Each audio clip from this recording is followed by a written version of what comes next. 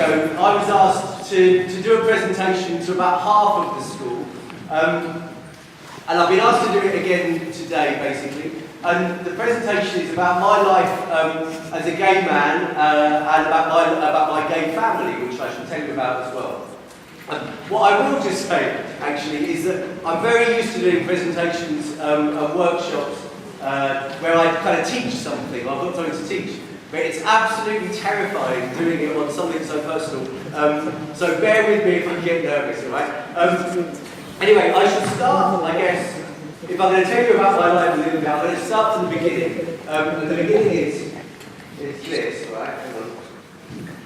Oh, yes.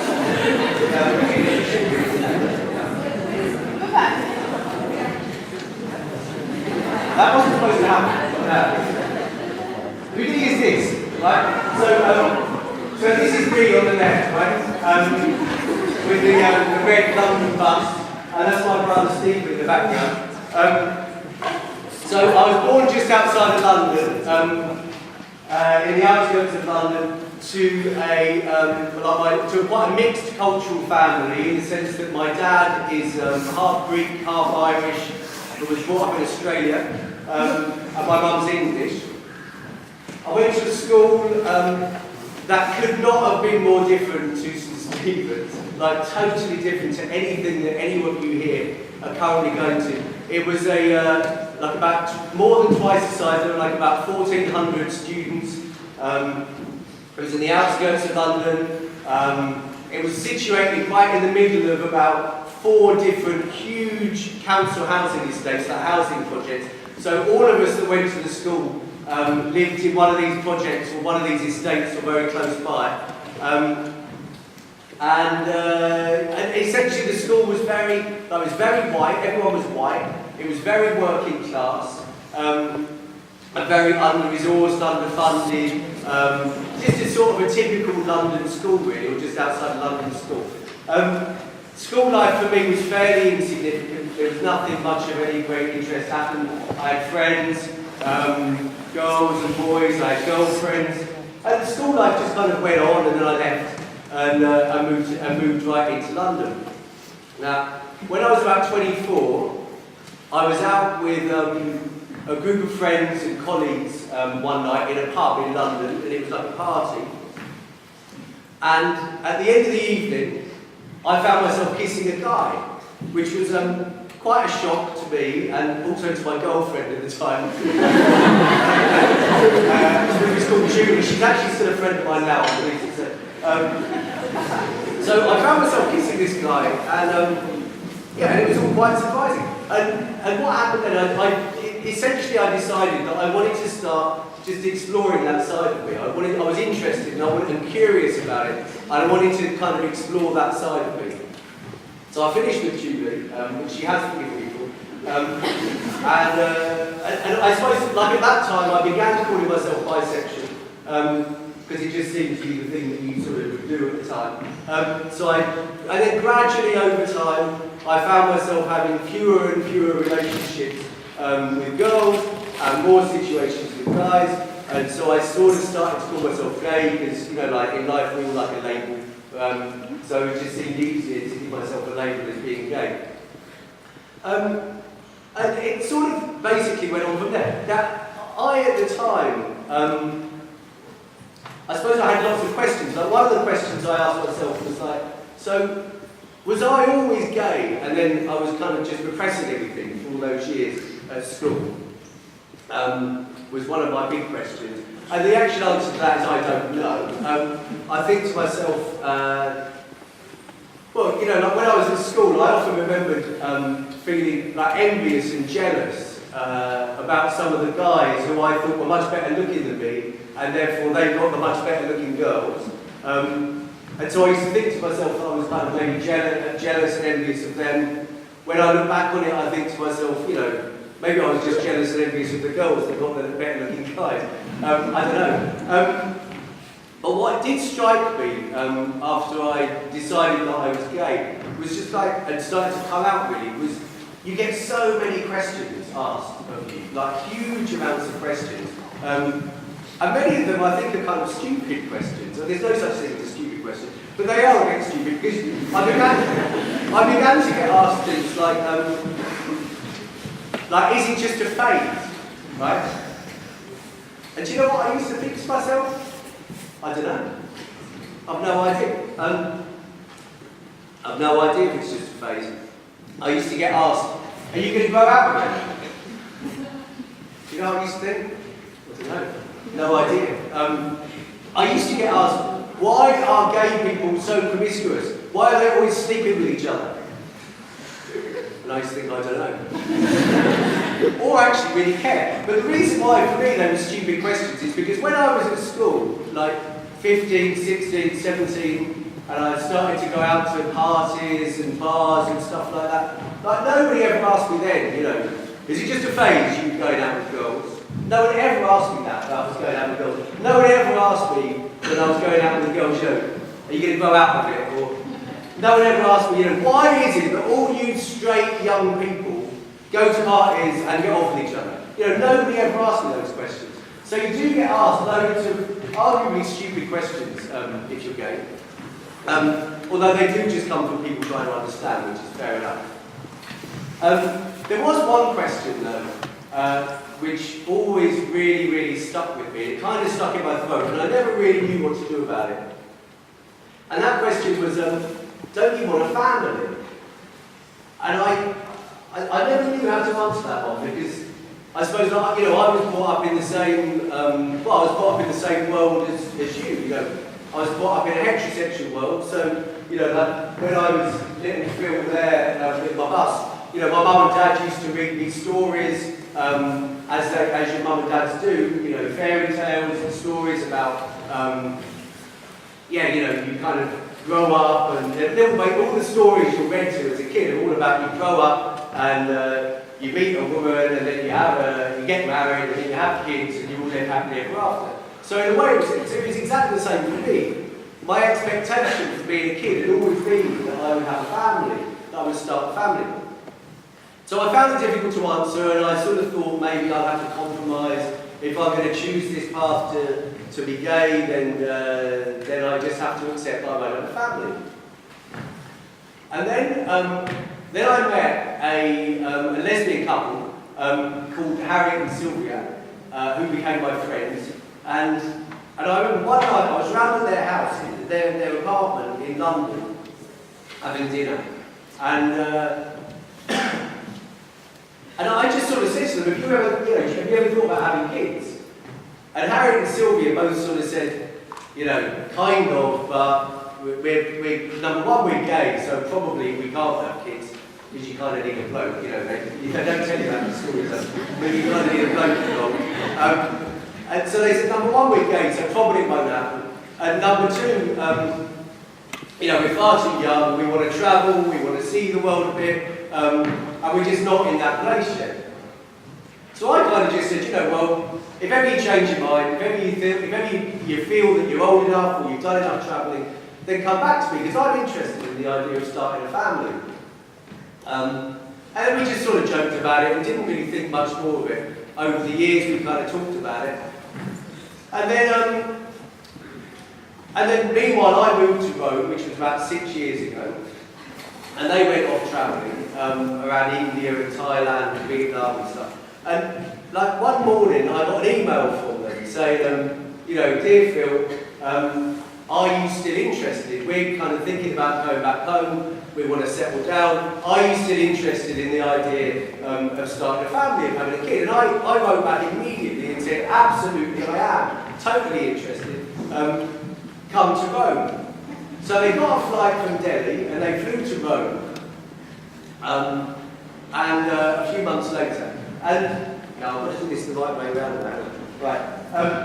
And then 7 months, this is 7 months after they came to Rome. Right? So this is Sylvia on the right, with the long coat on. Sylvia's French.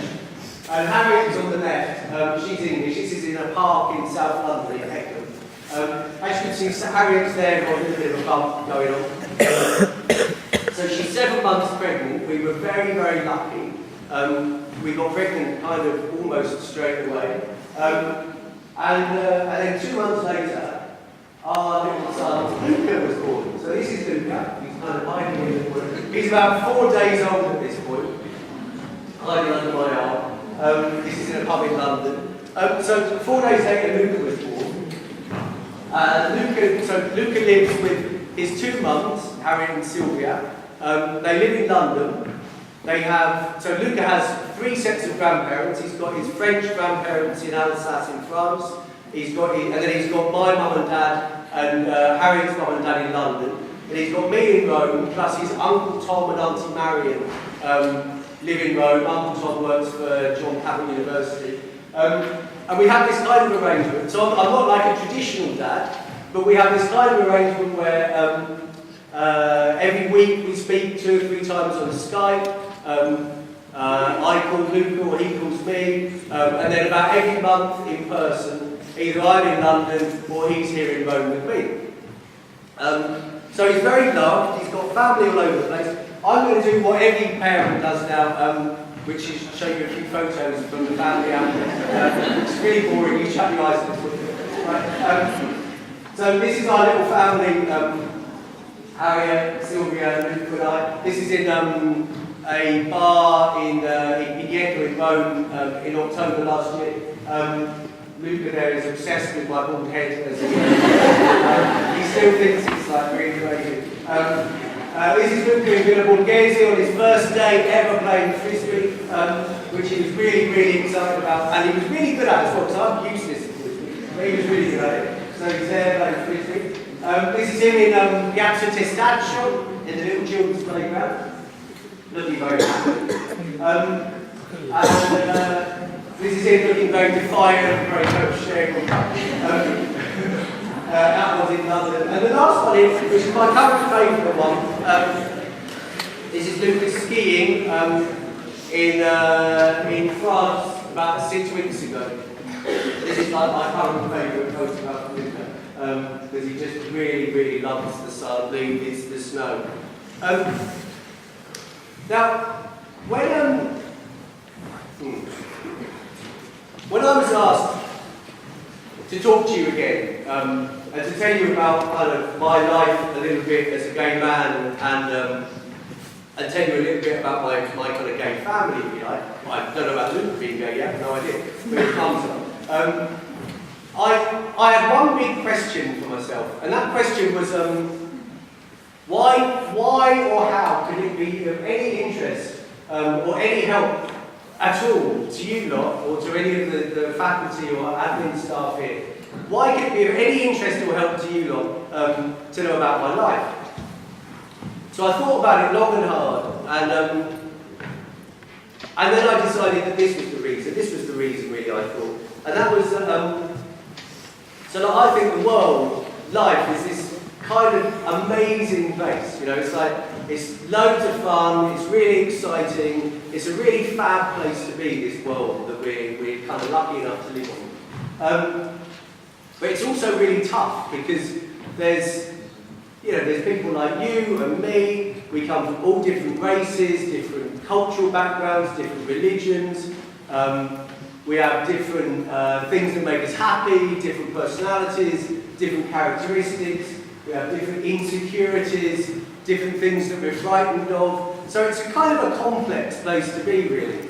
And I think that one of the things that threads us all together, one of the things that we all have in common, regardless of where we're from or who we are, is that in some way all of us are searching for a place to belong. We're all striving for somewhere to belong to find out something about our identity, who we are and where do we fit.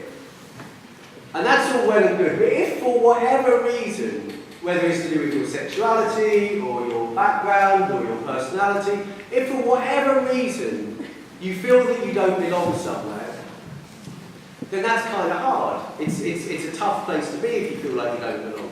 Like, if you think, any idea what happens to us, what tends to happen to us if we feel that we don't belong? What do we do? Any ideas?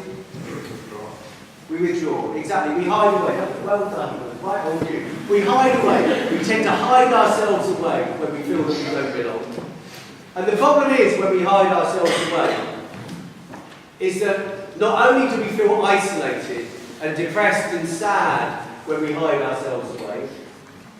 This other thing is kind of born in us at the same time, and it's probably one of the most toxic, one of the most dangerous, one of the most corrosive emotions that exists. And that is this, it's shame. Now shame is not like guilt. Guilt is when we feel, there's a feeling that we're doing something wrong. Whereas shame is this sensation that something about us is wrong, that I am wrong, that there's something wrong with me. That's what shame is. And one of the problems is that when we feel isolated and full of shame, we not only withdraw, we feel depressed, but all sorts of other things happen to us as well. Like, it puts us very much at risk of things like cutting ourselves, problems with drugs and alcohol, eating disorders, and much, much worse than that too. So shame's really dangerous, and therefore we have to be really difficult when we don't feel that we don't fit, about hiding ourselves away. The other reason that shame is dangerous is that it leaves us very vulnerable to being bullied in life, whether this is at school or in the workplace or wherever it is. It leaves us very vulnerable to being bullied. Now, when I say bullying, I don't just necessarily mean like beating each other up. I mean kind of like raised eyebrows, I mean sort of the little comments, isolating, setting one person up against the other, all that sort of bullying. It's called relational aggression. Now, the problem with bullying is that, like, if you think about it, a bully is the same as me or you. They're just another human being who, for all sorts of reasons, choose a particular path. So what they tend to do is they look out for the thing that you're probably going to be most scared of coming out, the thing that you want to hide the most, and they shine a big torch on it and show it to everybody. So it's like your worst possible, it's the worst possible thing that can happen. So when I'm asking myself today, like, why am I here doing this today? Why am I talking to you openly and without shame, or some fear actually, but without shame about my family and about my life? It's sort of in the spirit of not hiding anything. And I suppose what I want to do is to encourage you to do the same. To never hide anything. To try and be as open as you possibly can in life. And like anybody who ever tries to tell you, for whatever reason, to hide yourself away, or keep yourself down, or like be ashamed of something about yourself, whatever that might be, you have to say no to them. And you do it really, really simply. You sort of do that, you stick your fingers up at them, and you just go, no. So don't ever, ever let anybody tell you that you have to hide yourself away, number one. And number two, I'm just aware of the time. I suppose the other thing that I just wanted to leave you with, really, is that in life, you know, if I've learned anything in life, then it's that the more open and the more kind of just authentic and true to yourself that you learn to become, that you just are, then the more interesting, the more fun, the more satisfying, the more curious, the more exciting, and just better life becomes. So I want to just really encourage you to try and be as authentic and as open with yourselves as people. And obviously you can always come and talk to me if you need help with that. And that's essentially all I want to say. So if you've got any questions, you're welcome to ask me them, and I'll answer whatever I can. My question is, what's Luca think about this? Does he talk about it? Yeah. So Luca, I mean, he's 4 in April. So Luca, like any other 4-year-old kid, to him this is his normality. So he has 3 parents. He actually, where he lives in South London, interestingly, is that there's a gay kind of lesbian mums group, and so in his area, and going to this group, there must be 45 kids who all come from families like ours. So things have changed a lot, and there's very much a sort of a sense of belonging there. So to him, it's his normality, and he's got a community of others around him anyway like it. And when he comes to Rome, we made this pact with ourselves to never hide anything from anybody, because we wanted to kind of get good at explaining the situation to Luca and explain to him without any shame our situation. So like all my neighbours, all around the woman from the shop, everyone knows us, everyone knows our family, everyone knows exactly who we are. And because people respond really positively to Luca, it's just the way life is. So far it's really positive. It won't be without its obstacles, that's for sure. When did you come out to your family? Pretty soon after that night when I kissed the boy in the bar. Not really that long after. I have to say, I was quite lucky. I didn't have anything like the difficult time that some people can have. My family, although it took some years of like going back and forth, on the whole, they really accepted it relatively. My dad more easily than my mum actually, but relatively easily, I guess. And now they're absolutely fine with it. In fact, I got an email from my mum last night wishing me luck doing this. So I was like, I'm going to do this thing tomorrow. I'm really scared of doing it. So now they're they're really happy about it. Did you lose like any friends by coming out? Like did somebody close to you like react badly to your? Do you know what? I don't think so. I've never even thought about it. I don't think I did. No. I think what people I think in life, if we're really awkward about ourselves, people pick up on that awkwardness and then they turn against you a bit. And they feel your awkwardness, that everything feels awkward and you kind of move away from each other. But I've tried to never feel awkward about it or to overcome awkward feelings about it. So I think no. Aren't you scared of Luca's future in school and setting into society? And maybe his fears of being different. Have you ever thought about that and how he might grow up to this? Do you know, I've thought about it loads, and it's something that Harriet and Sylvia and I talk about and think about a lot.